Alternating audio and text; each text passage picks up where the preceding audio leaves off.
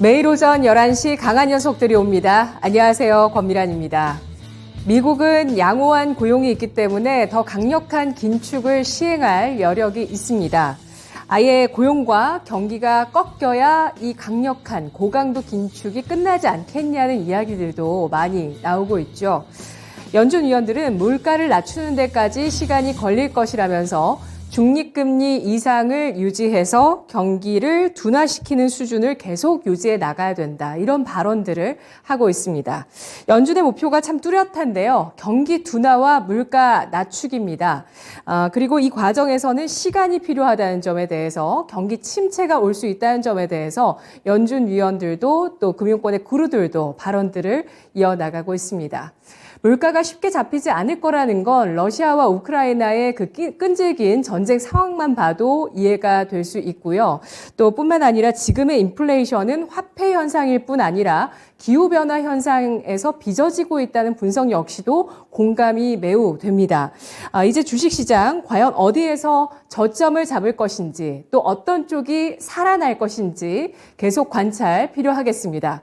오늘 증권가에서는 성장률보다 금리가 높은 시대를 살게 됐을 때 가치주가 유망할 것이라는 의견들이 좀 많이 보이던데요. 오늘 세 분의 강한 녀석들은 어떤 이야기들을 여러분께 전해드릴까요? 만나보시죠. 안녕하십니까? 안녕하세요. 네, 월요일장의 강한 코멘트 지금부터 함께 하시죠. 신상원 전문가, 기차는 멈추지 않는다. 신기수 전문가, 쌍바다 혹은 전저점 이탈. 이정호 전문가, 운명의 한 주. 네, 이 가운데서 신기수 전문가 의견 보겠습니다. 지금 벌써 주식시장이 3단 하락을 했는데 여기에서 멈출 수 있을 것인지, 바닥을 보여줄 것인지 아니면 4단 하락으로 넘어갈 것인지 의견 확인해 보시죠. 전문가님. 예, 일단 뭐 지금 이번 주에 CPI를 앞두고 지금 증시가 미국 증시가 이제 급락을 했고 전저점을 이제 나스닥 같은 경우에는 벌써 하회를 했고요. 근데 다우가 좀 다행히 지켜주면서 S&P 500 같은 경우에는 이탈이 아직 안 되고 있습니다. 일단 뭐 이제 금요일 날에 미국 증시 급락한 부분들은 고용이 예상치는 밑돌았는데 근데 실업률이 낮아져 버렸죠. 3.7에서 3.5로 낮아졌기 때문에 실업률이 일단 좀 올라가야 될 것 같아요. 증시가 이제 제대로 좀 반등이 나오려면 실업률이 좀 올라가야 되는데 한 3한 여기서 이제 좀 실업률이 좀 반등이 나오는 형태 3.89 정도 가야지 그래야지 뭐 이제 시장이 어느 정도 좀 약간 좀 희망을 좀 가질 수 있지 않을까 좀 보고 있고요. 어제 같은 경우에는 이제 뭐 또 발언들이 또 쏟아졌죠. 브레이너드 연준 부의장이 통화 정책이 한동안 제약적일 거다. 그러니까 뭐 경기보다도 인플레이션 잡는데 여전히 신경 쓰겠다라는 소리고요. 또 뭐 굉장히 겁주는 얘기도 나왔습니다. JP모건 체이스 회장이 S&P 지수가 20% 여기에서 더 빠진다. 3,000 밑으로 간다는 뜻이거든요. 굉장히 이제 겁을 주는 얘기가 나왔기 때문에 어제 시장은 좀 놀란 것 같은데 뭐 그 정도일까 싶어요. 그 정도까지는 안 갈 것 같은데 어쨌든 저점을 하회할 가능성은 있겠다 이렇게 좀 보이고요. 이번 주는 뭐니 해도 이제 CPI가 남아있기 때문에, CPI 또 이제 이번 주 말부터 미국도 이제 실적 발표가 되기 때문에, 그런 대한 경계감들이 있는 것 같습니다. CPI 월스트리트저널, 집계로 보니까 전망치가 8.1이에요. 지난달에 8.3이었으니까 조금 빠질 걸로 보는 거고, 근데 근원 CPI는 좀 올라갈 걸로 보는 것 같아요. 6.3이었는데 6.6까지 봅니다. 요건 좀 좋은 것 같아요. 왜냐하면은 좀 높게 기대치를 올려놔야지 좀 낮게 나오면은 좀 박수 칠 것 같은데 어쨌든 이제 근원 쪽이 지금은 좀 중요해진 것 같아요. 그래서 근원 쪽이 내려오기를 좀 이제 기다려야 될 것 같고 달러라든가 뭐 국채금리라든가 달러 잠깐 좀 볼게요. 달러 보시면은 제가 이제 반등 구간까지 왔다라고 그려준 그 다음 날부터 반등이 나오더니 계속해서 지금 반등이 나오는데 달러가 이제 아무래도 전고점 테스트를 또 한 번 할 만한 기세죠. 지금 기세가 여차하면은 그 돌파가 돼버리면은 그러면 주식시장은 한 번 더 내려올 겁니다. 또 달러뿐만 아니고 어제 이제 국채시장은 쉬긴 했는데 국채도 지금 거의 마찬가지 형태예요. 국채도 지금 반등이 나오는 형태라서 지금 전고점 돌파가 나와버린다면은 4.0% 이상 올라가 버린다면은 이쪽도 이제 주식시장이 그렇게 좋은 얘기는 아닐 겁니다. 그래서 지금 얘들이 돌파가 되느냐 마느냐. 그 얘기는 뭐냐면은 주식시장에 한 번 더 밀리느냐 마느냐 이제 이런 기로점에 좀 와 있다 봐야 되겠고, 우리나라 시장 같은 경우에도 이제 뭐 금통위도 있고 만기일도 있고 여러 가지 것들이 있기 때문에 이번 주는 뭐 전체적으로 뭐 계속해서 좀 그 보수적인 스탠스를 유지하는 게 좀 맞겠다 보이고요.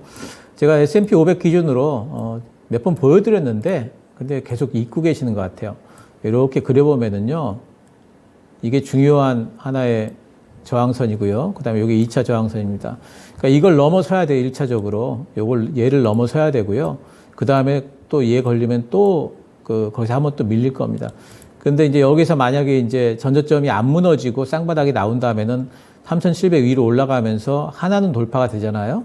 그러니까 어느 정도 기대해 볼 수가 있는데, 만약에 여기서 전저점이 무너지게 되면은 그러면 아래쪽에 또 쌍바닥 만들어 가지고 와야 돼요. 그러려면 시간이 또 걸립니다. 그래서 안 무너지기를 바라야 되겠지만, 어쨌든 가능성이, 무너질 가능성이 있다 봐야 되겠고, 하지만 저는 이제 여전히 11월 FOMC 때 금리 인상 결정이 난 이후에는 일단 바닥잡이는 좀 하지 않을까 기대는 해보고 있습니다.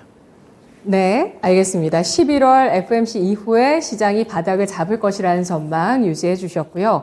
11월 FOMC까지 아직 약 한 달 동안 기간이 남아 있습니다. 그 기간 안에 과연 지수가 또 어떤 움직임을 보일지, 지금 뭐 현금을 갖고 계시든 아니면 주식을 갖고 계시든 매매를 어떤 식으로 해나갈지 여전히 관망세를 유지하시겠지만, 저희와 함께 하셨다면 그래도 어떻게 해나갈지에 대한 고민들은 여전히 상당할 수밖에 없습니다. 과연 전저점을 이탈할지 말지 여부 때문이겠죠. 이번 주 가장 중요한 변수, 신기수 전문가 그동안 꼽아줬었던 바로 CPI 발표가 예정돼 있습니다. 뭐 전월 8.3 대비해서 좀 낮아진 8.1% 전망이 나오고 있다고 하는데요. 그래도 우리 하늘무사님도 꾸준하게 얘기를 해주셨지만, 그래도 뭐 연준이 긴축을 계속해 나가는 건 뭐 변하지 않는 사실 아닐까요? 라고 하셨는데요. 자, 그래도 전망치를 채우든 못 채우든 물가가 미국 쪽에서 8%가 견고하게 이어지고 있습니다. 이 8% 선을 뚫고 내려가기가 정말 쉽지 않은 그런 상황에서 연준이 뭐 자이언트 스텝을 멈추더라도 과연 이 물가가 언제 뚝 좀 떨어질 수 있을 것인가가 매우 중요한 변수인데 참 끈질깁니다. 이 역시도. 자, 그렇다면 세 분께 질문 드려보도록 하겠습니다. 조금 전에 달러 인덱스를 확인했습니다. 신기수 전문가가 추가적인 달러화 강세 가능성 언급해 주셨는데요. 달러화가 전고점 돌파 시도를 하면 코스피가 전저점 이탈 시도를 할 수 있다고 보시면 위험의 빨간불 주시고요. 반대 의견이시면 초록불 주시면 좋겠습니다. 달러 인덱스 과연 이 전고점 돌파 시도가 나올지, 많은 전문가들의 의견은 돌파 시도할 수 있다는 의견이 많았습니다. 일단 뭐 1차적으로 120달러 선까지 내다보는 의견들이 좀 많이 있었는데, 이렇게 달러 인덱스가 다시 한번 전고점을 돌파하는 안전자산 선호 심리가 강화되는 모습이 보인다면 코스피, 코스닥 전저점 이탈 시도 있을 것이다. 위험의 빨간불입니다. 보시죠. 세 분 의견 모두 빨간불 나오고 있는데요. 먼저 이정호 전문가님. 네, 달러 강세가 계속적으로 저는 될 것 같고, 우리나라가 이번에 금통위를 하면서 어떤 액션을 취할지는 모르겠지만 그렇게 강도 있게 가지 않을 거라고 보고 있기 때문에 달러는 계속적으로 강세를 보일 것 같고, 그거에 따라서 증시 전저점 이탈이나 이런 부분은 디커플링되는 현상 때문에 계속적으로 같이 가지 않을까라고 생각이 들고 있습니다. 어느 정도 안정화가 돼야 됩니다. 오르는 건 상관없는데 올란 다음에 안정화가 돼야 증시도 어느 정도 외국인 수급이나 이런 부분이 들어오지, 너무 계속적으로 올라가는 추세가 유지가 된다라고 한다면 외국인들의 이탈이나 이런 부분 지속적으로 나올 수도 있다라고 생각을 하고 있습니다. 네. 이정호 전문가는 앞서서 코스피 지수가 2000선을 위협하는 움직임이 나올 수 있다는 전망도 제기해 주셨는데 유지하고 계시는 거죠? 네, 2000선이 어떻게 본다면은 마디가도 그렇고 좀 약간 심리적으로 제일 강한 지지선이 되지 않을까라고 생각을 하고 있기 때문에 2000선까지는 지금 많이 그러시는 분들이 있습니다. 아, 도대체 바닥이 어디야? 바닥이 어디야? 약간 이런 분들이 있는데 2000선 오면은 이제 물려도 되는 가격이지 않나 라고 생각을 하고, 지금 가격도 솔직히 저는 그렇게 비싼 가격대라고 생각을 안 들고 있습니다. 지금 가격대도 그렇게 안 비싼 가격이라고 생각을 하고 있는데, 심리적으로 2000선이 와야 그때 어느 정도 수급이나 이런 부분이 더 많이 들어오지 않을까 라고 생각을 하고 있기 때문에 네. 2000선까지는 한번 찍지 않을까라고 생각을 하고 있습니다. 네, 신상원 전문가도 위험에 빨간불 주셨네요. 네, 그 수치상으로 뭐 정해야 된다면 뭐 지금 환율도 1,500원 선은 한번 위협을 할 것 같고요. 뭐 넘는다고 해도요. 한 살짝은 넘을 것 같습니다. 그렇게 되면은 이제 뭐 외국인 수급에 따라서 우리 시장이 좀 달려 있겠지만 1,500원 넘는다면은 그때는 좀 외국인들도 수급이 좀 들어오는 게 좀 주저할 수도 있다고 봅니다. 그러면 2,000선 뭐 근데 저는 저번에도 말씀드렸지만 저점은 솔직히 이제는 의미가 없다고 봐요. 계속 뭐 떨어지던 아니던 우리가 좀 전략을 좀 유연하게 관망을 하면서 대응을 하는 구간, 그 다음에 나중에 수급이 전환이 되면서 반등할 때 대응하면 된다. 이런 전략을 갖고 있기 때문에 저점을 뭐 굳이 숫자로 얘기해야 된다면 2,000도 위협을 할 수는 있다고 봅니다. 그리고 환율이 이렇게 올라 있기 때문에 이미 저는 2,000은 깨져 있는 거나 마찬가지 아닐까 어떻게 보면 우리 이 기업의 뭐 PBR이나 이런 걸 봤을 때 이미 상당히 저평가 국면은 수치상으로는 한 1900 후반 정도로 이미 와 있는 효과나 마찬가지 아닐까 이렇게 보고 있기도 합니다. 네. 그런데도 여기서 더 또 하락 압력을 받아서 실제 2,000선을 위협할 가능성도 내포하고 있는 시장이라고 보고 있습니다. 현재 환율, 수급, 그리고 지수의 전환점을 찾기까지 좀 더 시장은 약세로 움직일 가능성이 있다는 의견이었는데요. 신기수 전문가님? 예, 뭐 아까 뭐 의견 드렸듯이 예. 예, 이제 달러가 이제 위로 간다면은 당연히 이제 우리 시장은 깨질 거고요. 저는 이제 그러니까 저는 계속 해가지고 현금을 지금 그 보유를 얘기를 했죠. 네. 그러니까 현금을 보유하는 입장에서는 지금 바닥을 그렇게 막 얼마까지 빠질까 이런 거를 그렇게 막 생각을 그렇게 많이 하진 않아요. 그냥 바닥잡이가 나오면은 그럼 사면 되겠다라는 이제 입장이기 때문에 네. 뭐 2,000선 위협할 수도 있고 깰 수도 있고 아니면 그 위에서 반등 나올 수도 있고 저는 쌍바닥 나오기를 일단 기다리고 있고요. 그리고 달러 같은 경우에는 그러면 이번에 고점 돌파를 할 것인가 그 부분에 제일 중요한 건 이제 아무래도 파운드화나 유로화일 것 같아요. 잠깐 좀 파운드화 보시면요. 파운드화 요즘에 쪼쪼쪼 빠지고 있죠. 이렇게 빠지다가 보통 보면은 이제 이런 식으로 빠지다가 한 번씩 이제 이렇게 빠지다가요. 급락이 한 번씩 나옵니다. 그래야 바닥잡이가 나오거든요. 파운드화가 한번 급락이 한번 쭉 나올 수 있어요. 그러면은 달러가 한 방 위쪽으로 또 치고 올라갈 수 있겠죠. 이제 그런 형태의 움직임들은 여전히 가능하다 좀 봐야 되겠고 또 한 가지는 뭐냐면은 달러화에 대한 어떤 이제 그 매수 심리가 상당히 좀 강해질 수밖에 없는 게 지금 3분기 때 그 미국의 이제 GDP 부분을 지난번에 0.5% 성장해서 골드만삭스가 1.5%까지 1%를 갑자기 올려버렸어요. 그래서 3분기 때 지금 GDP 부분에 있어가지고 미국이 오히려 성장률이 올라가 버리는 부분이 있습니다. 그래서 그런 부분들 때문에 달러가 또 다른 나라 대비해서 강할 수밖에 없기 때문에 일단 달러 정고점 돌파 부분은 한번 좀 생각은 좀 하고 있어야 되지 않을까 생각을 하고 있어요. 네, 알겠습니다. 달러 고점 경신이라는 또 한 번의 파동이 남아있기 때문에 이러한 부분들을 잘 지켜보면서 보유한 현금을 가지고 바닥잡이 시그널을 살펴보자는 의견이었습니다. 저희와 함께 계속해서 바닥잡는 시그널 계속 챙겨봐 보시고요. 우리 채팅창에서 지금 10원 이생가님께서 굉장히 어려움을 토로하셨습니다. 조금 전에 아직도 낙관론을 가져가야 할지 힘드네요 라는 의견 주셨는데요. 여기서 짧게 세 분께 질문 드리겠습니다. 월가 투자의 대가 하워드 막스가 지금 시장을 떠나는 건 실수다라고 발언했습니다. 동의하시면 초록불, 그렇지 않으시면 빨간불입니다. 월스트리트의 건설적인 투자자 하워드 막스가 현재 주식시장을 떠나는 건 실수가 될 것이다 라는 발언을 했는데요. 시장에 머물러야 할 시점이다. 비관이 팽배할 때, 공포가 팽배할 때 더 적극적으로 진입하고 그리고 낙관이 팽배할 때 더 주식을 빼는 그런 것들이 시장에 맞는 전략이다라고 주장을 하는 월가의 대가인데요. 세 분 모두 초록불을 주셨네요. 네, 한 말씀씩만 해주실까요? 정말 딱 한마디만. 이정우 전문가님. 지금 어떻게 본다면 아까도 얘기했다시피 바닥권인데 굳이 지금 자리에서 떠나야 되냐.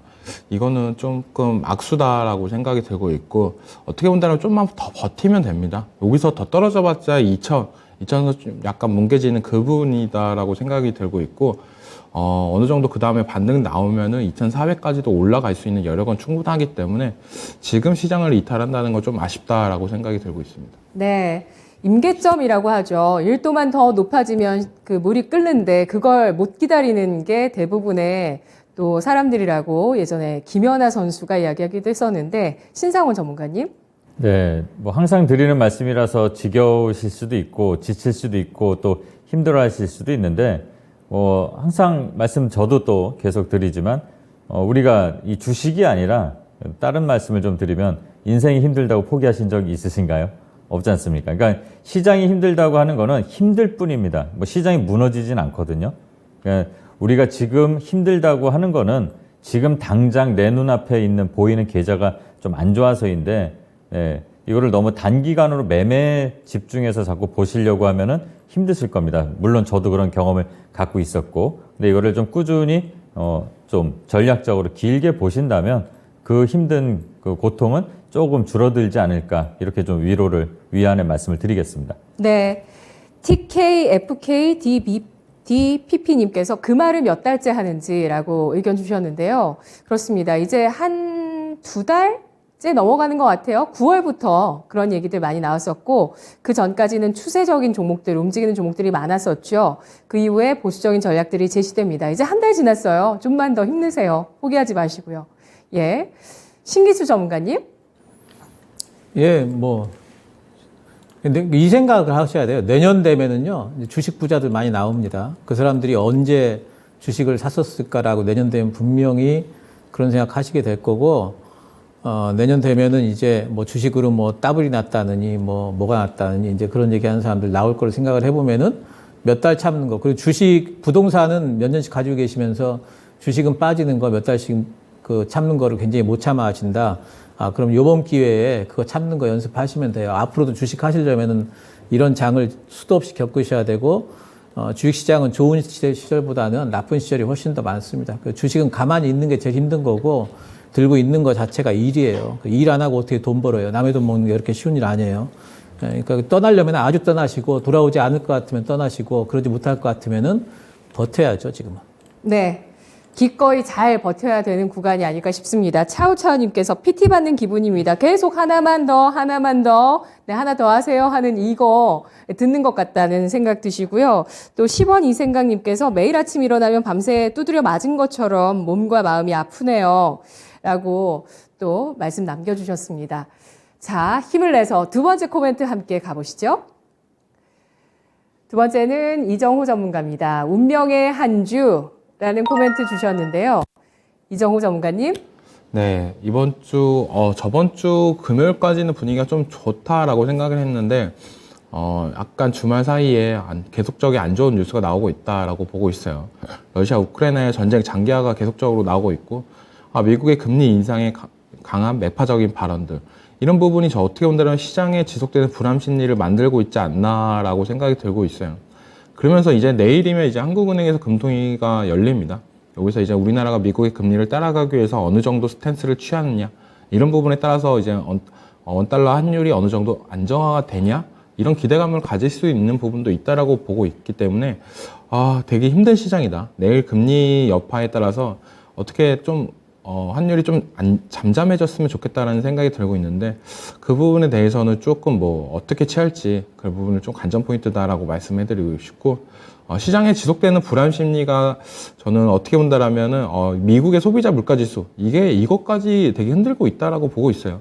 이게 나와야 조금 더 안정화되면서 이제 FOMC 때 어떤 스탠스를 취할지 약간 힌트라도 얻을 수 있지 않을까. 그 전까지는 그냥 연준 의장들의 매파적인 발언들이 너무 강하게 들려옵니다.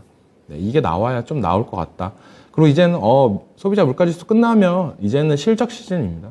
이제 믿을 건 실적밖에 없다라고 계속적으로 나올 건데, 그거에 맞춰서 조금 더 관전 포인트로 봐야 되지 않나. 만약 실적이 너무 많이 꺾이는 부분, 그런 회사들은 약간 더 시장의 충격을 받을 수도 있겠지만, 반대로 올라가는 기업들은 좀 더 좋지 않을까라는 생각이 들고 있습니다. 근데 이번에도 조금 어떻게 본다라면은 요즘에 지표나 이런 게 나쁘게 나오면은 또 올라가는 부분도 있기 때문에, 약간 실적이 좀 안 좋게 나왔을 때 지수가 반대로 올라가주는 모습도 나오지 않을까. 어떻게 본다면 불확실성 해소로 작용을 할 수도 있는 부분도 있기 때문에 약간 실적 발표도 중요한 시즌이 오고 있다. 그거에 맞춰서 레포트들이 너무 실적이 이제는 너무 희망이 없는 애들, 그런 부분들은 이제 좀 정리를 할 필요도 있다라고 생각이 들고 있고, 13일 이후까지는 조금 매수 버튼이나 이런 부분은 좀 관전 포인트로 잡자. 그리고 제가 지속적으로 얘기해 드리는 거는 금요일날 양봉이 나오냐, 상승 전환이 하냐 안 하냐가 제일 중요하다라고 말씀해 드려요. 양봉보다는 상승으로 끝나냐, 음봉으로 끝나도 상승으로 마감하는 게 되게 중요하다라고 저는 생각을 하고 있는데, 왜냐하면 심리가 제일 불안한 시점에서 상승으로 마감을 한다는 거는 내가 가지고 있는 주식들을 주말까지 안전하게 들고 갈 수 있는 매수 심리가 어느 정도 탄탄하다라고 저는 생각을 하고 있기 때문에 어떻게 본다라면 금요일날 상승이냐 악이냐 이거를 보고 투자하시는 것도 좀 괜찮은 방법이다라고 말씀을 해드리고 싶습니다. 네, 아슬아슬하게 금요일장에 지난주 상승하지 못했습니다. 그러더니 오늘 또 개파락을 해버리네요. 아직 불안한 심리가 이어지고 있는 시장, 이번 주 운명의 한 주, 그 가운데 가장 중요한 미국의 CPI 발표, 여기에 덧붙여서 전쟁이나 금리 실적까지 이야기를 해주셨는데요. 자, 그 세 가지 이야기 짧게 해보겠습니다. 먼저 금리부터 해볼까요? 내일 한국의 10월 금통이 일정 예정되어 있는데요. 우리 채팅창에서 차우차우님께서 75bp 금리 인상 가능성에 대해서도 궁금해 하시네요. 내일 한국은행은 금통위에서 빅스텝을 할 것이라고 보시면 초록불, 자이언트 스텝을 할 거라고 보시면 빨간불 주시기 바랍니다. 빅스텝은 50bp 금리 인상, 자이언트 스텝 75bp입니다.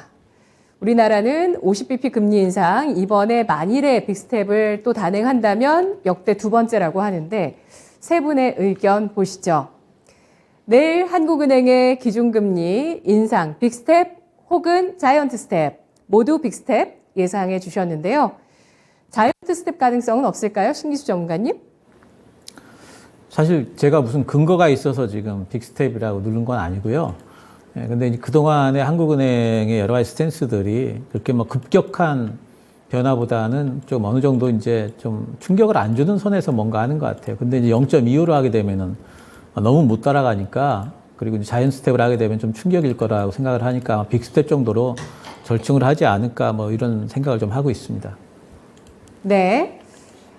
만일에 자이언트 스텝을 하면 시장에 호재가 될까요? 악재가 될까요? 이걸 궁금해 하시더라고요. 시청자분께서. 저는 근데 이제 한국은행의 금통위에서 금리를 얼마를 올리든 사실 그렇게 시장에 큰 영향을 안 줄 걸로 보고 있습니다. 저는 미국 금리가 중요하지 한국 금통위에서의 영향이 있더라도 그냥 단발적으로 몇 시간 정도 영향을 주지 우리 시장에 엄청난 영향을 준다든가 뭐 방향을 바꿔놓는다든가 이러지는 않을 걸로 보고 있어서 그냥 구경하는 정도입니다.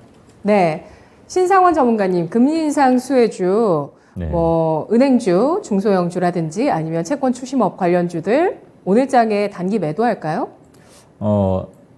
오늘장에 뭐 단기 매도라기보다는 오히려 관심을 갖고 봐야 될 거라고 좀 보고 있습니다.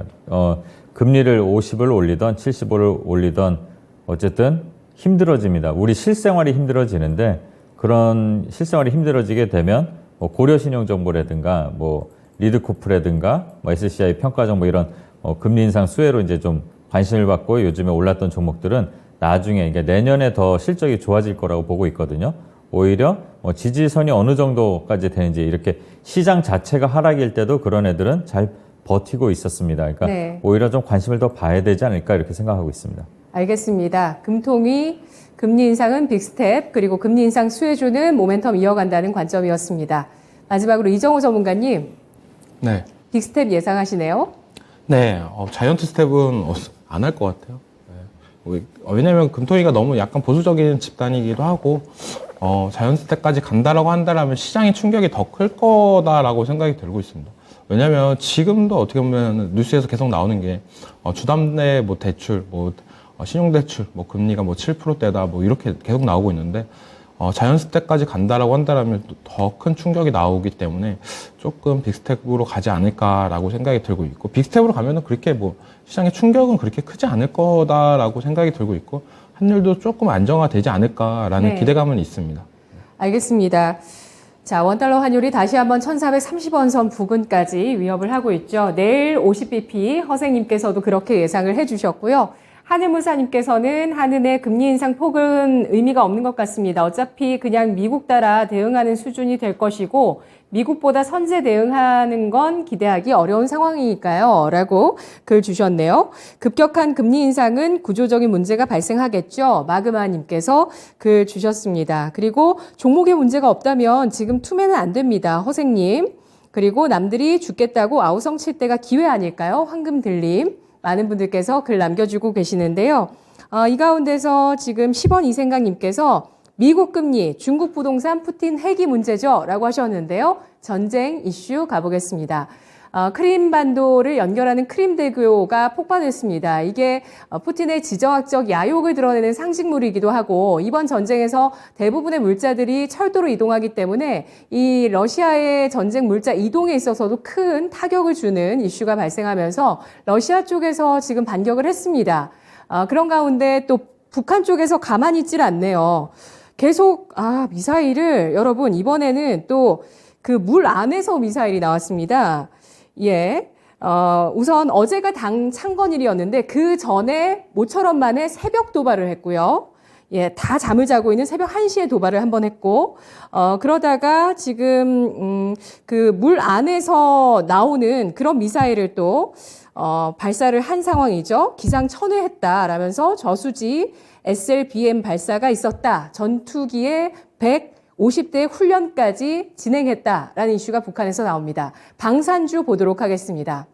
방산주 대형주 대 중소형주 보도록 하겠습니다. 한화에어로스페이스 차트 보시고요. 퍼스텍이나 비텍의 움직임 보시면 서로 엇갈립니다. 대형 방산주들 같은 경우는 좀 조정을 받고 있고요. 이 밖에 중소형 방산주들이 좀 고개를 드는 북핵 관련 주식들이라고 보는 그 중소형 방산주가 고개를 들고 있는데요. 세 분은 어떤 쪽을 선택하실까요? 대형 방산주 쪽에 관심 있으시면 초록불, 혹은 중소형 방산주에 관심이 생기시면 빨간불 주시기 바랍니다. 한화에어로스페이스 대 퍼스텍 빅텍입니다. 신기수 전문가 초록불 주셨고요. 나머지 두 분 빨간불이신데요. 이정우 전문가님. 네, 빨간불이 지금 하나 에어로스페이스죠? 아니요.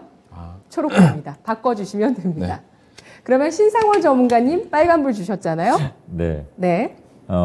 어차피 지금 뭐 우리 잃을 것도 없다 이런 마음도 있는데 이건 이제 트레이더 관점에서 말씀을 드리자면 지금 묘하게 북한이 좀 이슈를 이렇게 몰이를 해 가면은 전통적인 강한 그 LIG 넥스원이나 한화 에어로스페이스 같은 큰 회사들이 움직이지 않고 이게 뭐 속된 말로 잔잔발이라고 하잖아요.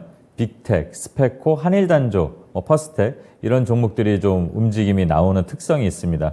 이 지금 북한의 이슈가 지금까지는 도발하는 것들은 어떻게 보면은 제한적인 흐름을 좀 나타내는 것 같아요. 그럴 때는 이 작은 회사들이 좀 탄력이 좋기 때문에 현 기준에서 만약에 이제 관심을 갖는다면 저는 빅텍, 오늘 이제 빅텍이 좀 시세가 또 지난주 말에 이어서 또 이제 나오고 있는데 저는 그때 관점에 따라서 좀 보는 트레이더 관점으로 말씀을 드리겠습니다. 네. 네, 트레이더 관점에서 지금 빅텍이나 스페코, 특히 빅텍 같은 종목 트레이딩 관심 구간이라고 보셨고요. 신기수 전문가님 빨간불이시죠? 대형 방산주 지금 매수 관심 생기시나요? 예, 방산주들은 예, 지금 뭐 시장 빠지니까 같이 빠지는 거고, 그러면 시장 반등 나올 때는 아마 시장보다 조금 더 빠르게 반등이 나오지 않을까. 왜냐하면 이제 새롭게 부각된, 올해 새롭게 생긴 성장주로 보셔도 돼요. 그리고 이제 실적에 대한 이제 성장에 대한 가시권에 이미 들어왔고, 그렇기 때문에 대형 방산주들 같은 경우는 이제 실적 성장주로 보이기 때문에, 뭐 이 근방에서 이제 시장 바닥 잡으면 같이 바닥 잡고, 시장이 바닥 잡은 듯 하면은 네. 먼저 좀 반등이 좀 시작되지 않을까 보고 있고, 작은 종목들은 이제, 뭐 대북 테마주 종목들은 뭐 테마주니까 테마주 형태로 접근할 수 있겠으나 요즘에는 약간 좀 이쪽에 대북 테마주들의 움직임이 이벤트가 있어도 그렇게 크게 막 반응하고 그러는 것 같지는 않아요. 예, 그래서 옛날보다는 변동성이 이렇게 그 변동성도 좀 작고 그리고 시세 연속성도 크지 않아서 접근이 좀 용이하진 좀 않은 것 같아서 저는 오히려 이제 뭐 방산주들을 본다면은 실적이랑 뭐 확실하게 가시권에 있는 대형주들 보도록 하겠습니다. 네, 알겠습니다. 바닥은 방산주와 함께 올 것이라고 의견 주시네요. 방산주가 반등하면 바닥 시그널이 될 수 있다. 지수 역시도요. 이정우 전문가님. 네, 맞습니다.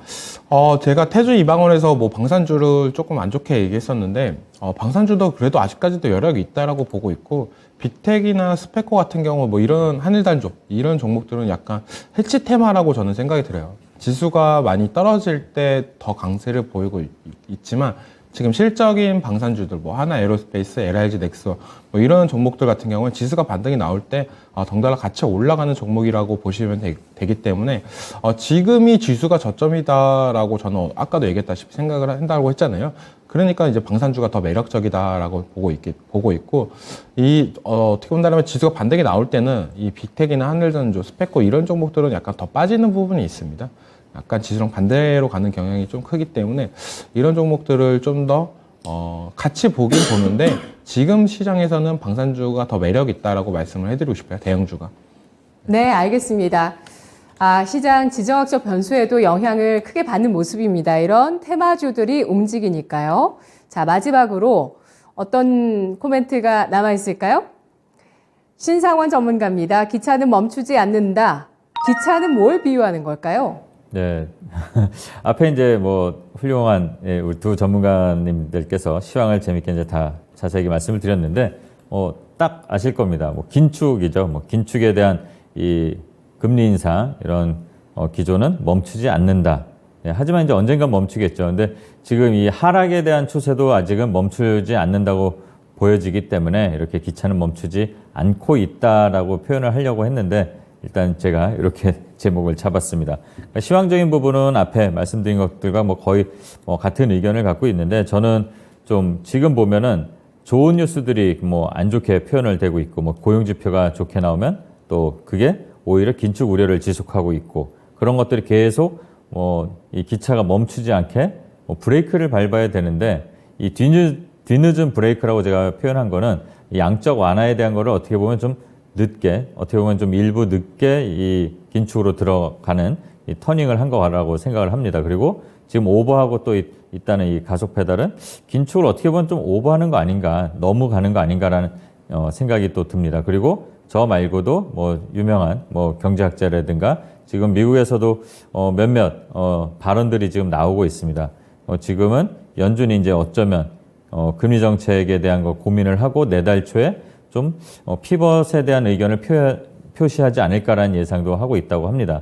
그래서 우리 지금 투자자분들이 지금 다들 좀 안 좋아하고 뭐 불안해하고 있는데, 좀 희망적인 메시지 몇 개를 소개해드리자면, 지금 그 구겐하임 CIO, 아마 월드 시리즈 야구가 끝날 때쯤에 이 정책의 변화가 나오지 않을까라는 의견도 지금 내놨고, 몇몇 인사들도 지금 이 긴축이라는 것이 너무 가는 거 아닐까. 좀 뭐 군중 심리에 의해서 그냥 연준 위원들이 너도 나도 그냥 나도 75 이래갖고 그냥 단순하게 정한 거 아닐까라는 우려가 나오고 있습니다. 이런 우려가 나온다는 거는 어쩌면 11월 지나서는 어느 정도 좀 속도 조절을 하지 않을까라는 기대감도 갖고 있습니다. 그래서 아마 시장의 흔들림도 11월이 지나서 12월, 1월 요 전후로 좀 멈추지 않을까. 그리고 또 기차가 그때는 멈췄으면 하는 바람도 갖고 있습니다. 그래서 이런 시장에서는 그래도 항상 제가 말씀드리지만 조금 더 참아보시는 거를 말씀을 한번 드리겠습니다. 지금 당장 힘든 거는 전문가들도 그렇고 모든 투자자들이 그렇습니다. 근데 역으로 항상 생각해 보시라고 말씀을 드리는데, 지금 시장은 점점 싸지고 있다 이렇게 생각하면 됩니다. 물론 무너진다 표현을 하시는 분들도 계시지만 진짜 무너지는 거는 시장은 없습니다. 여태까지 시장이 무너진 적은 단 한 번도 없죠. 그거를 명심하면 될 거고요. 그리고 계속 연봉으로 보셔도 우리나라 시장 자체가 연간으로 계속 떨어진 적은 80년대 초반에 3년간, 그리고 중간에 한 2번 2년 연속 외에는 없었습니다. 어쨌든 지수를 쉽게 표현하자면 100에서 지금 2000이다 2200이다 이러지만 3000까지 가는데 계속 꾸준히 우상향을 했습니다. 네, 지금 이 지수를 보면, 자, 지금 저 초반에 3년 떨어졌던 거 2년 만에 회복했습니다. 이렇게 긍정적으로 좀 생각을 하고 긴 호흡으로 보시면 돼요. 그리고 중간에 한번 급락이 나왔던 적이 있습니다. 지금처럼. 네. 그리고 나서 네. 바닥에서 다시 그때는 바닥이겠죠. 네. 그리고 바닥에서 다시 또 올라와서 장기간 네. 긴 박스 구간이 나오니까 다들 지겹다고 했습니다.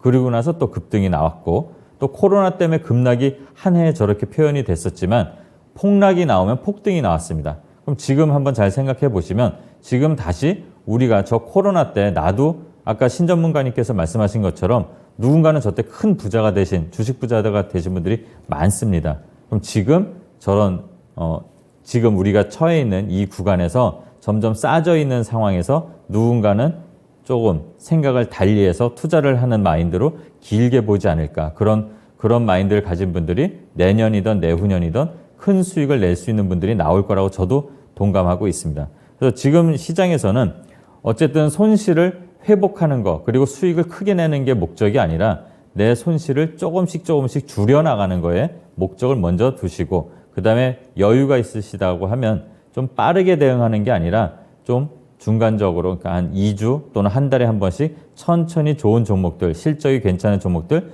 바닥에 있는 종목들을 찾아보면서 대응할 준비를 하는 것도 좋습니다. 마침 지금 반도체 빙하기가 끝나간다는 모건 스탠리의 리포트도 나오고 있고 물론 지금 종목들은 좋지가 않습니다. 하지만 좋지 않다는 거는 어쨌든 지금 바닥을 향해서 또는 바닥을 다지는 구간이라고 생각할 수도 있는 거 아닐까. 이렇게 지금 힘들지만 긍정적으로 생각하시는 마인드를 기르라는 말씀을 저는 드리고 싶습니다. 두 분이 워낙 시황을 잘 설명을 해드렸기 때문에 저는 조금 심리적인 부분을 말씀드리겠습니다. 한 번 더 말씀드리자면 심리적인 흔들림은 오지 않은 손실 확정에 대한 두려움, 그 아쉬움 때문에 오는 거니까 아직 포기하지 않으셨다면 저희와 함께 한번 찬찬히 가보시기를 권해드립니다. 네, 세 분이 어떻게 시장의 바닥을 잡아서 보여드리는지도 꾸준하게 여러분 잘 지켜봐 주시면 감사하겠습니다. 지금 채팅창에서 꼭 먹고 알 먹고 님께서 내리막이 있으면 오르막이 있는 법, 지금장 물반 고기반이죠 라고 또 글 주신 분도 계시고요. 마그마 님께서 물반 고기반, 고기 다 죽습니다 라고 얘기해 주셨는데요. 예, 자, 내리막이 있으면 오르막이 있고 폭락이 있으면 폭등이 있다. 11월을 중심으로 해서 시장이 안정권에 접어들 수 있는 가능성 그리고 내년도를 바라보는 시각까지 전해주셨는데요. 자, 그렇다면 여기서 질문 한 가지 드리겠습니다. 반도체 빙하기가 끝나간다라는 의견에 대한 질문입니다. 반도체 중소형주에 매수 관심 있다라고 생각하시면 초록불, 매수 관심 없으시면 빨간불 주시기 바랍니다. 3분기 전 세계 반도체 시장의 1위 TSMC가 탈환했습니다. 삼성전자가 전 세계 반도체 시장의 1위 자리를 TSMC에 내줬습니다. TSMC 파운드리 기업이죠. 파운드리는 호황, 반도체는 불황입니다. 그런 가운데 TSMC 아이폰 14 효과로 인해서 이 같은 또 실적과 또 점유율 또 성과를 냈는데요. 앞으로 어떻게 될지 세 분의 의견 보겠습니다. 네, 반도체 중소형주 매수 관심 없다는 의견이 더 많은데요. 이정호 전문가님? 네. 지금은 어떻게 본다면 저는 반도체 빙하기라는 거는 빙하기가 끝나고 나서 그 다음에 어떻게 본다면 되게 어느 정도 행보 기간이 필요한 겁니다. 그러니까 바닥을 어느 정도 다졌다. 그러니까 상승 여력보다는 차분하게 움직인다라고 볼 수가 있기 때문에 지금 시장에서는 어떻게 본다면 잘 버텨준다는 거는 약간 어느 정도 바닥은 다졌다라고 저는 생각이 들고 있고 지금 어느 정도 조정이 들어오는 종목들은 나중에 지수가 올라갈 때 더 큰 상승세를 보일 종목들이 더 많다라고 생각이 들어요. 지금 어떻게 보면 2차 전지랑 태양광 쪽 이쪽이 저는 더 어떻게 보면 더 매력적이지 않나 반도체보다. 그래서 약간 빨간불로 했습니다. 네, 알겠습니다. 바닥은 잡았지만 매력은 다른 쪽이 더 있다. 네, 신상훈 전문가님은 반도체 중소형주 가운데 관심 있으신 종목 있으시면 혹시 말씀해 주실 수 있나요? 저도 이제 대신 반도체 중소형주를 지금 빠르게 살아간다는 게 아니라 천천히 관심을 보면서 만약에 괜찮은 게 있다면 실적도 괜찮고 지금 바닥에 있는 것들 많습니다. 월덱스라든가 원익 IPS라든가 테크윙 그리고 뭐 ISC인가요? 뭐 이런 것들, 그리고 대덕전자 이런 종목들이 있는데 네. 이런 종목들이 이제 바닥을 다지는 구간부터 천천히 살펴보면 되지 않을까. 그리고 예전엔 뭐 오늘 바로 뭐 이렇게 종목을 비중을 한 번에 샀다 그러면 일주일에 한 번씩 조금씩 이렇게 보면서 해도 될 것 같은 그런 전략으로 가면 될 것 같습니다. 네, 저도 오늘 우연히 지수 조정 구간에 매집할 IT주라는 쪽지를 받았는데 다 상승 추세더라고요. 이 종목들이 BH, 아모그린텍, 석경 AT 세 종목 봤는데 상승 추세더라고요. 자, 그러면 코멘트 여기까지 하도록 하고요. 추천주 동향 알아보도록 하겠습니다. 신은석 캐스터입니다. 네, 강한 녀석들의 강할 녀석들 흐름 체크해 보도록 하겠습니다. 이 쌀쌀해진 시장만큼이나 우리 시장도 역시나 찬바람이 쌩쌩 불고 있습니다. 코스피와 코스닥 양시장 현재 모두 파란불을 켠 가운데 코스피는 2180선대에서 아슬아슬하게 움직이고 있고 코스닥은 680선을 이탈해서 현재는 670선대에서 움직이고 있는 모습이네요. 특히 삼성전자와 LG전자가 이 3분기 실적을 예상치보다 하회할 것이라는 전망에 약세에 이어지고 있는 가운데 반도체주와 자동차주를 포함해서 대부분 종목들 약세장 이어가고 있는 모습입니다. 한편 그래도 일부 2차전지 관련주들은 개별적인 호재에 따라서 그래도 강한 흐름 보여주고 있는 모습이네요. 그러면 현재까지의 전문가별 토마토 티켓 보유 현황 체크해 보도록 하시죠. 네, 최인호 전문가가 티켓 4장으로 단독 선두를 달리고 계십니다. 그 밑으로는 신상원, 신기수, 신브라더스가 티켓 3장으로 공동 2위를 차지하고 있는 모습이고요. 그 밑으로는 이정호, 윤겸 전문가가 각각 티켓 2장씩으로 함께하고 있는 모습입니다. 네, 이렇게 약세장 속에서도 어떤 종목들이 그래도 잘 버텨줄 수 있을지 오늘의 강할 녀석들 지금 바로 확인해 보시죠. 네, 강할 녀석들 확인해 보겠습니다. 오전장 마무리하는 전략 종목으로 보시죠. 신상원 전문가 SPG, 신기수 전문가 아모그린텍, 이정호 전문가 금강철강입니다. 제가 아까 우연히 받아든 그 쪽지 안에 들어갔던 종목이 시장에서 뭐 보는 것들이죠, 다. 어떤 종목이 잘 갈까 다 탐구하고 관찰하면서 보는데 그래서 봤더니 그 세 종목 다 상승 추세더라고요. 그래서 이렇게 좋은 추세 종목도 있구나라는 생각을 했는데 아모그린텍 보도록 하겠습니다. 신기수 전문가님. 네, 아모그린텍은 뭐 때 되면은 제가 추천드리는 종목이죠. 그리고 드릴 때마다 목표가 달성이 됐었고요. 지금 또 시장 눌림 구간에 있으니까 또 아직까지도 갈폭이 좀 남았다 보고 있어요. 전 세계 3번째로 전기차용 고효율 자성 소재 개발했고요. 전기차 쪽에 이제 고효율 자성 소재가 쓰임새가 굉장히 많이 이제 쓰이게 됩니다. 출력도 높아야 되고, 지금 테슬라하고 리비안 쪽에는 특히 이제 독점 공급하고 있고요. 고객사 다 편입이 돼 있고, 근데 이제 우리나라 쪽이 더 늦었어요. 올해부터는 현대차 쪽에도 지금 고객사 편입이 돼서 매출이 되고 있고, 고객사는 계속 늘 것 같아요. 그래서 이쪽이 상당히 성장을 하면서 올해 이제 40% 이상 성장할 걸로 전망을 하고 있고, 그리고 이 회사에 약간 좀 늦어질 걸로 봤던 쪽이 이제 ESS 사업인데, ESS 사업이 올해 이제 일본하고 미국 쪽에서 5G 기지국 쪽을 설치를 많이 하면서 그쪽에 ESS 이게 이제 많이 들어가게 됐고, 또 신재생 플랜트들이 이제 올해부터 이제 본격적으로 좀 설치가 되기 시작했죠. 그래서 이쪽에도 이제 늘어나고 있고, 또 이제 미국하고 호주 쪽에 이제 전기기관차 주문이 증가되면서 ESS가 그쪽으로 많이 팔렸다고 그래요. 그래서 올해만 지금 전년비 3배 이상 지금 성장 전망입니다. 그래서 ESS 쪽이 예상치 않게 상당히 좀 급성장이 좀 되고 있고요. 그리고 이제 새로운 걸 지금 준비를 하고 있는데 그게 뭐냐면 전력 반도체용 세라믹 기판입니다. 요즘에 이제 기판 사업 해가지고 망하는데 아무 데도 없어요. 기판 사업은 고객사로부터 인정만 받으면은 기판 쪽에는 계속해가지고 지금 공급 쇼티지이기 때문에 무조건 팔립니다. 매출 지금 이제 거의 발생할 걸로 예상이 되고 있고 지금 테스트 납품이 되고 있어요. 그래서 별 문제가 없기 때문에 아마 올해 4분기부터 매출이 벌써 발생을 하지 않을까 뭐 예상을 하고 있습니다. 이것도 매출 발생됐다는 뉴스가 나오게 되면은 모멘텀이 좀 강하게 붙을 수가 있는 부분입니다. 올해 매출이 작년 대비 38%, 영업이익 8배까지 지금 성장할 걸로 지금 예상을 하고 있고요. 내후년까지도 계속해가지고, 이 3가지 아이템, 고효율 자성 소재, 그리고 ESS의 그 다음에 세라믹 기판, 이 세 가지 아이템이 앞으로도 한 3년 정도는 계속해가지고 성장할 걸로 지금 보고 있습니다. 주가는 지금 올라오다가 멈춰 있고요. 매수가는 오늘 눌림자리에서 지금 현재가 가능하겠고요.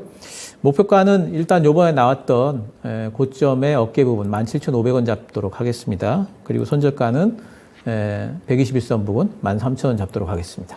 네. 성장의 삼각 구도로 올해와 내년, 내후년까지 실적 성장할 것으로 예상되고 있습니다. 고효율 자성 소재, ESS, 전력용 반도체에 들어가는 세라믹 기판까지 매수가는 현재가, 목표가는 17,500원, 손절가는 13,000원을 제시했습니다. 다음 종목 보겠습니다. 로봇주 가운데 SPG가 올라와 있습니다. 신상원 전문가님. 네, 로봇주, 대표적인 로봇주 중에 이제 SPG라는 종목이고요. 많이들 로봇 관심 있는 분들은 들어보셨을 겁니다. 정밀 제어형 모터 및 감속기 부품 개발하는 생산하는 회사고, 또 높은 유보율 그리고 탄탄한 재무 제표로 이제 회사도 성장세에 있고, 올해 내년 계속 로봇 산업의 성장의 원년이라고 합니다. 그래서 로봇용 감속기 시장에서 이제 수혜를 받을 것으로 항상 예상되고 있는, 그리고 로봇주들이 움직일 때 가장 빠르게 움직이는 선두군에 있는 레인보우 로보틱스라든가 유일 로보틱스 같이 이제 움직임이 같이 잘 나오고 있는데 탄력이 좋습니다. 그리고 시장에서 좀 시장이 밀려도 다시 회복하는 흐름이 좋습니다. 차트를 보게 되면 지금도 시장이 밀렸다가 올라오는 시점, 지난 목요일, 금요일 날 거래가 좀 붙으면서 다시 올라오려고 하는데 오늘 이제 시장 때문에 또 밀리고 있습니다. 그래도 투매가 나오거나 그런 큰 하락은 나오지 않고 잘 버티고 있는, 시장 대비 견조한 흐름을 보여주고 있는데요. 아마 로봇은 계속 지금 우리 일상생활에서도 많이 보여지고 있을 겁니다. 로봇 청소기부터 해서 식당을 가더라도, 저도 얼마 전에 패밀리 레스토랑을 갔더니 이제 사람이 안 오고 로봇이 와갖고 이렇게 다 먹은 접시를 가져가고, 또 청와대 관람을 갔더니 거기 그 잔디밭 청소하는 것도 로봇이고, 이렇게 계속 로봇들이 많이 이제 눈에 띄고 있습니다. 아마 앞으로 성장 산업으로서도 로봇이 이제 관심을 받을 것 같은데, 지금 SPG가 이런 이슈와 함께 계속 추세를 위로 조금씩 올리고 있습니다. 마침 23일인가요? 로보월드라는 행사도 있고 그런데, 자, 지금 추세에서는 좀 무리해서 빠르게 쫓아가는 매매는 할 필요가 없을 것 같습니다. 진입 전략을 말씀드리면, 현재가 지금 18,950원, 19,000원 이렇게 형성되어 있는데, 지금 현재가 이하에서 천천히 진입 가능하고요.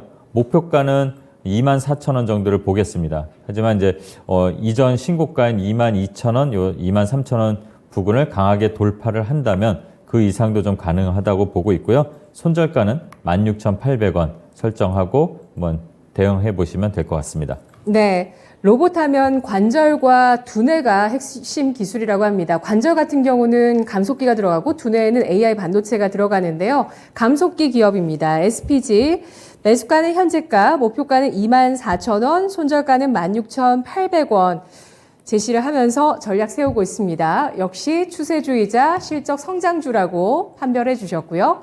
마지막 종목 보겠습니다. 이정호 전문가의 종목, 금강철강인데요. 지난주에 윤겸 전문가가 스틸플레이션, 그러니까 철강 가격의 상승을 보자는 의견 주셨는데, 이정호 전문가님 철강주 가지고 와주셨어요? 네, 산화원자재 관련 회사고요. 자동차, 가전, 건설, 산업 용기 등 하고 있습니다. 어떻게 본다라면 지금 약간 철강주도 철강 스택 그쪽까지도 갈 것 같진 않은데, 그냥 테마성으로 제가 갖고 온 종목이고, 왜 갖고 왔냐? 러시아 우크라이나 사태가 장기화로 되고 있기 때문에 이 철강주들의 계속적인 상승세가 한 번 더 나오지 않을까라고 생각이 들고 있어서 갖고 왔고, 지금은 포스코 사태 이후로 어느 정도 눌린 구간에 있다라고 생각을 해요. 그래도 지켜줘야 되는 자리를 좀 지켜주고 있다. 네, 그래도 철강주 중에 제일 탄탄한 기업, 금강철강을 갖고 왔고, 실적이나 이런 부분도 계속적으로 올라가는 부분도 좀 매력적이다라고 생각이 들고 있습니다. 그래서 짧게 9,500원까지 목표가를 잡고 대응하시고, 손절가는 6,800원 정도로 잡고 대응하시는 게 괜찮다. 지금 가격, 오늘 종가쯤에 들어가는 게 저는 괜찮다라고 보고 있고, 지금 가격보다. 그래가지고 어떻게 본다라면은 지금 원자재 이슈나 약간 헤지 개념으로 갖고 온 종목입니다. 다른 종목들이 너무 많이 다른 실적주나 이런 부분으로 들어갈 수 있는 종목들로 다 채워놨다라고 한다면 지수가 어느 정도 하락할 때는 헤지 관련한 종목이 어느 정도 계좌를 방어할 수가 있기 때문에 금강철강이 매력적으로 다가와서 갖고 왔습니다. 네, 알겠습니다. 제가 주말에 올해 자산 퍼포먼스라는 그 자료를 본 적이 있거든요. 그러니까 올해 들어서 상승 하락률 자산별로 우리나라가 제일 안 좋았어요. 예. MSCI 코리아가 41%로 가장 많이 좀 빠진 자산이었고 가장 많이 올라간 자산이 커머디티였거든요. 원자재입니다. 미국에서도 원자재가 없었으면 다 패자였다. 승자는 원자재뿐이었다. 이런 얘기들이 있었는데 금강철강 지금 접근해도 괜찮을까요? 투자 의견 매수 관점이 제시되고 있습니다. 현재가고요. 목표가는 9,500원, 손절가는 6,800원을 제시했습니다. 자, 오늘 공개 방송 일정 또 하나 있는데요. 신상훈 전문가님. 네, 뭐 2주간 아주 되게 오늘도 그렇지만 2주간 되게 힘든 시장이었는데 제가 뭐 이벤트를 한 적이 있습니다. 근데 성적이 꽤 괜찮아서 어떻게 이런 시장에서 지키는 매매를 할 수 있는지 그런 종목들을 보는 그런 노하우를 공유를 하고 또 아까도 뭐 말씀을 나눴지만 이런 힘든 시장에서 어떻게 또 헤쳐나가는지 저라고 계속 잘 된 건 아닙니다. 저도 엄청 안 좋았던 적도 있었고요. 그래서 그 시장들을 어떻게 헤쳐나왔는지 그런 노하우를 공유하는 그리고 저번에도 말씀드렸다시피 하소연, 푸념 와서 다 해보시면서 서로 길을 한번 찾아보는 시간을 갖겠습니다. 네, 알겠습니다. 속풀이하는 시간과 전략을 알아보는 시간을 함께 가질 거라고 합니다. 오늘 오후 4시 반 신상훈 전문가의 공개 방송도 잊지 마세요. 오늘 세 분 수고하셨습니다. 고맙습니다. 지금까지 투자 판단에 도움드릴 수 있는 내용들 확인해봤습니다. 다만 주가의 상승과 하락을 보장하지 않는다는 점 유의하시면서 투자하십시오. 오전장 여기까지입니다. 고맙습니다.